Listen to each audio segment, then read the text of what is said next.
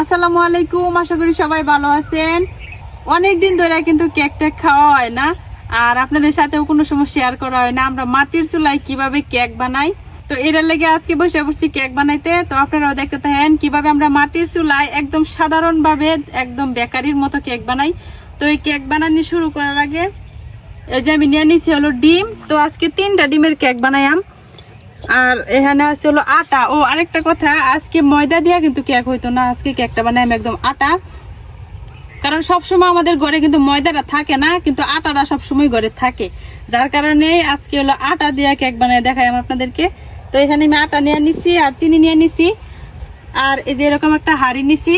এটার অবশ্য একটা কারণ আছে, কারণ আমাদের কাছে যেহেতু বিটার নাই, তো আমরা হলো এই যে ডাল ঘুটনিটা দেখতেছেন, এই ডাল ঘুটনি দিয়া হচ্ছে কেকটা বিট করাম আর কি। তো যার কারণে আমি হাঁড়িটা নিচ্ছি, কারণ এই হাঁড়ির তলাটা একটু চিকন, তো এই গুটনিটা দিয়া খুব সুন্দর করে ডিমটা বিট করা যাব। তো এখন আমি ডিমগুলা ফাটাই নিলাম।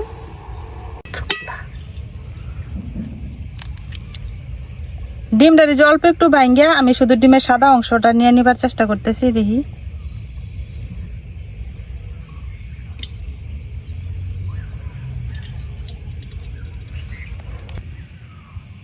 এভাবে অল্প একটু ডিম ভাঙ্গা নিলে খুব সহজে কিন্তু সাদা অংশটা বের হয়ে যায়।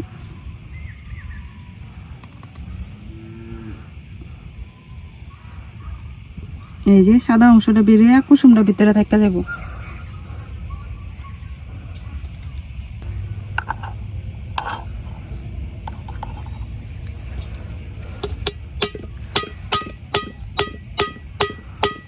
ভাঙবার চায় না, এত শক্ত।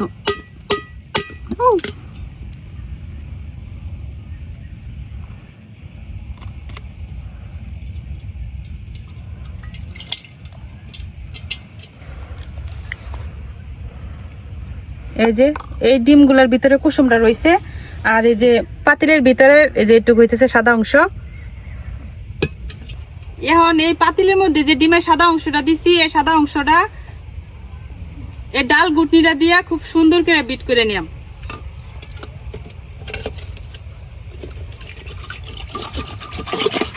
এইভাবে খুব সহজে হয়ে যায়, আর প্রায় হলো ইলেকট্রিক গিটারের কাছাকাছি হয়ে যায়। এই যে একটু আমি বিট করছি, এই যে এরকম হয়েছে। এখন এনে অল্প অল্প চিনি দিয়ে দেম।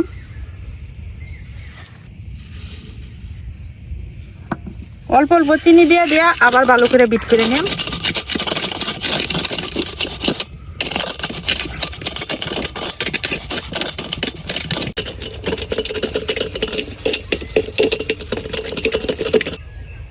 এখন আবার দিয়ে দিতেছি চিনি।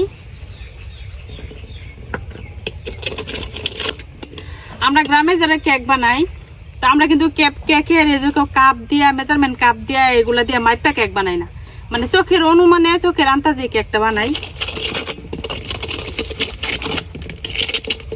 এই যে এখন যে এরকম হয়েছে দেখেন, মানে একটু টাইম বেশি লাগবো আর কি। এই যে এখন অনেকটাই কিন্তু ফুমি ফুমি হয়ে গেছে। তো দেখি আমার যতক্ষণ না পর্যন্ত চিনিটা গলে যাবো সম্পূর্ণ, ততক্ষণ পর্যন্ত আর কি আমি বিট করতে থাকলাম। এভাবে এনে আমি এক বাটি চিনি নিছি, তো এই চিনিটা সম্পূর্ণ গলা পর্যন্তই আমি বিট করতে থাকবো।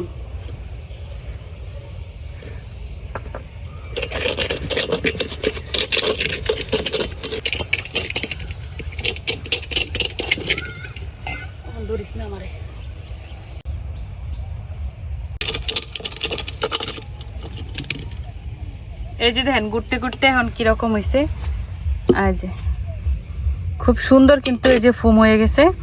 তো এখন আর বেশি গুটতাম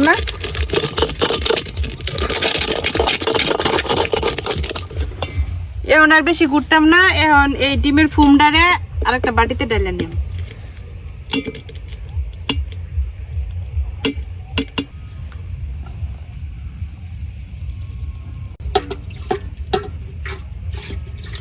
তো এই যে আমার 3টা ডিমের সাদা অংশ যে একটু ফুম হয়েছে, এখন আমি ডিমগুলোর ভিতরে যে কুসুমটা, এই কুসুমটা এখন দিয়ে দেবেন না।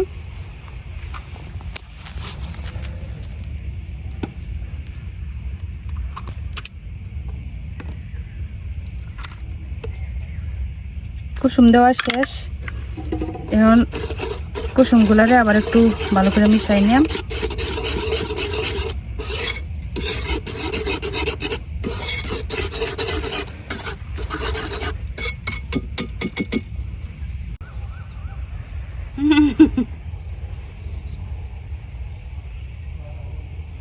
সরো সরো সরো। তো ডিমের কুসুম আমি মিশাই নিছি। এখন দিয়ে দিলাম তেল। এখন দিয়ে দিতেছি সয়াবিন তেল। তো কেকের মধ্যে আমি তেলটা একটু কমাই দিই, এত বেশি তেল দিই না। তেলটা দিয়ে একটু মিক্সড করে নিলাম।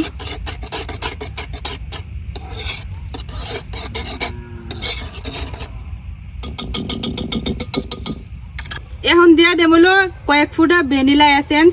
তাহলে কেকটা একদম বেকারির দোকানের মতো সুন্দর গ্রান করে, আর ডিমের যে গন্ধটা একটুও থাকে না। তো এখন আমি দিয়ে দিতেছি ভ্যানিলা এসেন্স।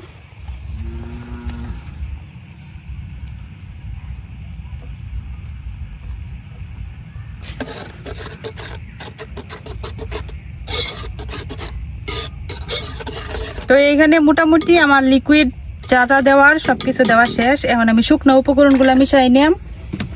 আটাটা দিলাম, যে এই আটাটা একটু চাইলে নিলে ভালো হয় আর কি। তো যার জন্য আমি চাটনিটা দিয়ে দিলাম। এখন দিয়ে দিতেছি আটা। আটাটা অল্প অল্প করে দিলাম, কারণ কতটুকু লাগে এটার তো কোনো মাপ নাই আমার কাছে।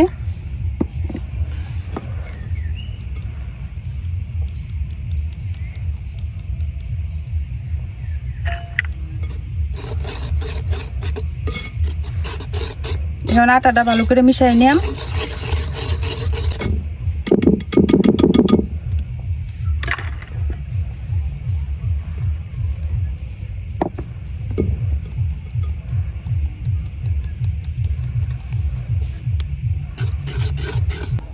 এই যে আমার কেকের ব্যাটারটা কিন্তু রেডি।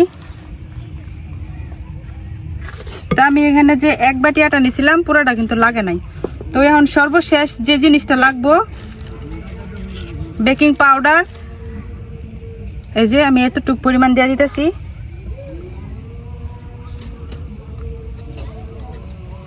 এখন আবার একটু ভালো করে মিক্সড করে নিলাম, তাহলেই শেষ।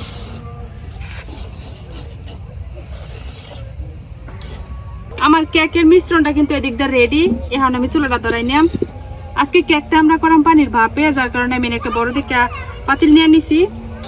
এখন পাতিলে দিয়ে দেন পানি।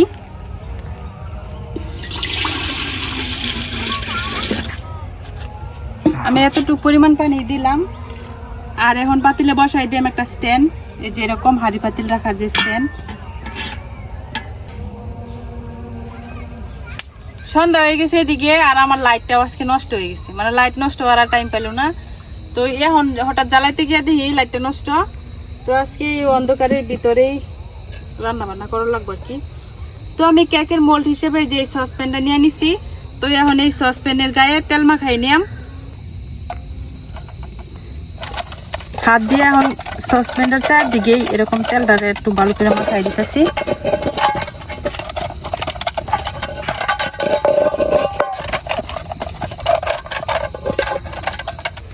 এখন এরকম একটা সাদা খাতার কাগজ নিয়ে নিছি। তো এই কাগজটারে একটু গোল করে কাটতে হলো বিছাই দিলাম। তো আমি হাত দিয়ে কাটতাছি, অতটা গোল হইতো না।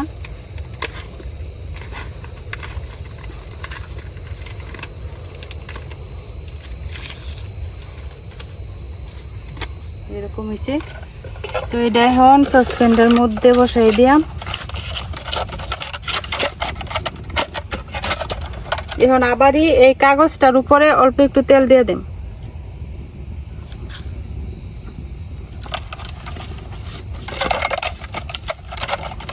আমার কেকের মোল্ড কিন্তু রেডি। এখন আমি কেকের যে ব্যাটারটা বানিয়ে রাখছি এটা এর মধ্যে ডাইলে দিলাম। একটু উপর থেকে ডালবাম।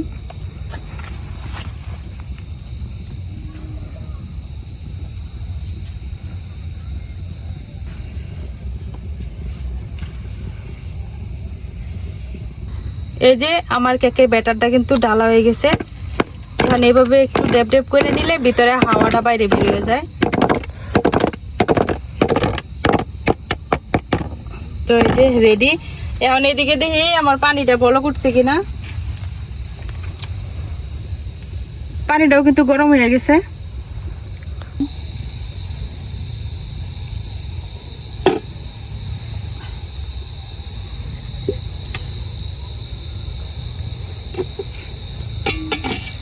এখন ডাইকে দিলাম। তো এই সাইডে দিয়ে যে ছিদ্রগুলো আছে এগুলা আমি এখন একটু আটা গুলাইয়া তারপরে বন্ধ করে দিলাম। জায়গাগুলা ফাঁকা, এগুলা আমি যেরকম বইরা দিই।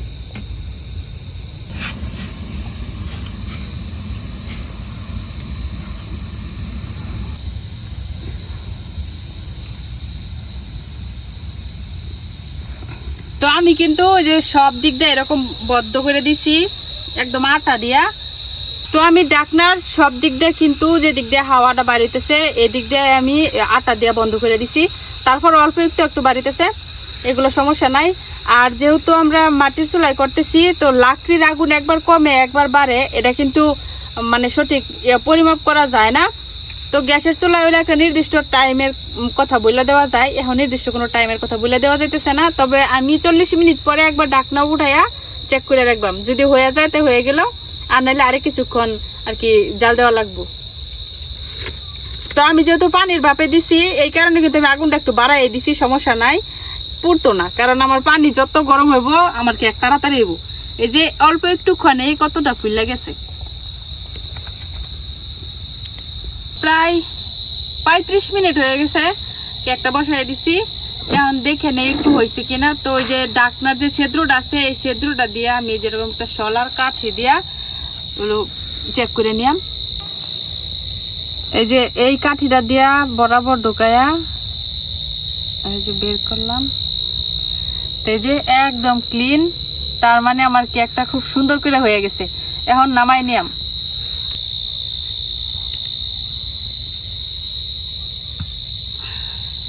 নামাই নিছি চুলা থেকে।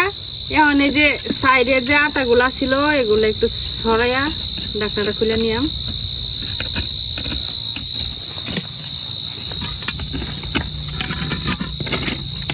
এই আটা গুলা দিয়া বন্ধ করে দেওয়াতে কিন্তু বাইরে হাওয়াটা একদমই বেরোতে পারছে না, যার কারণে কেকটা অনেক তাড়াতাড়ি হয়ে গেছে।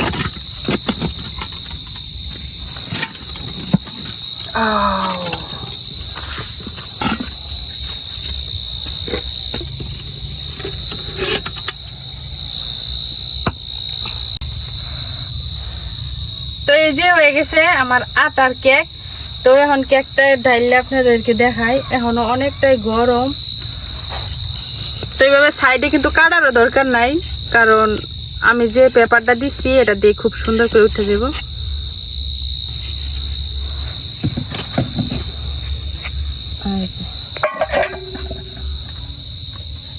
কাগজটা যে দিছিলাম কাগজটা কিন্তু একদম যেরকম দিছিলাম ওই রকমই আছে। তো ঠান্ডা হইলে এটা উঠাইলে সুন্দর হইতো। তো গরম গরম উঠাইতেছি কারণ রাত হয়ে গেছে আমার।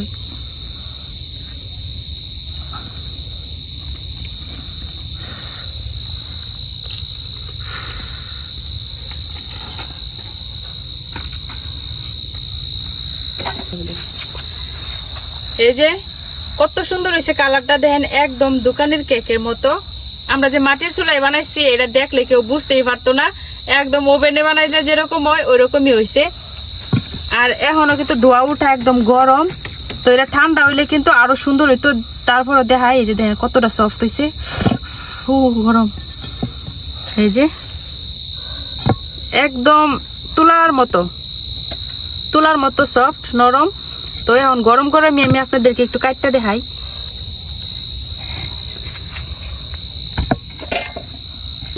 যদিও অনেক গরম, কেক মূলত এলো ঠান্ডা কইরা তারপরে এলো কাটা লাগে, তাইলে অনেক সুন্দর হয় আর কি।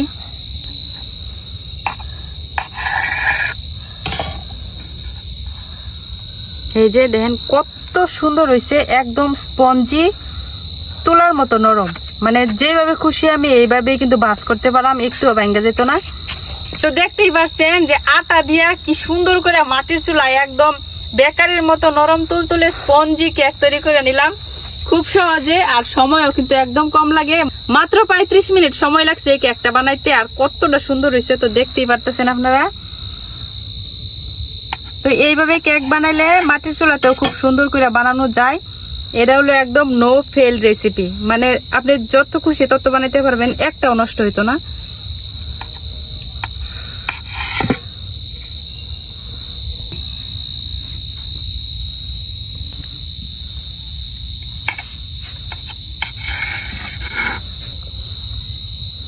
প্রত্যেকটা পিস দেখেন কি সুন্দর হয়েছে, একদম কোনো জায়গায় শক্ত নাই, কোনো জায়গায় একটু দলা পাকায়া নাই, খুব সুন্দর হয়েছে। উপরে নিচে কোনো জায়গায় কিন্তু পুইরাও যায় নাই।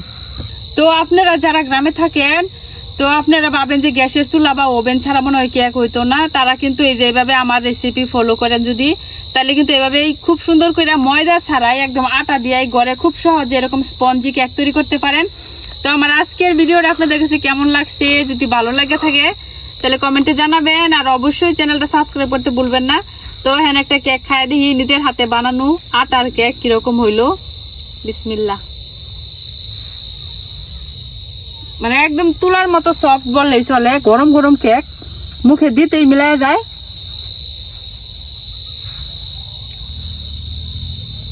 তো এইভাবে যদি কেক বানায় কারোর সামনে দেওয়া যায়, কেউ বুঝতেই পারতো না এটা বেকারির কেক না ঘরে বানানো কেক।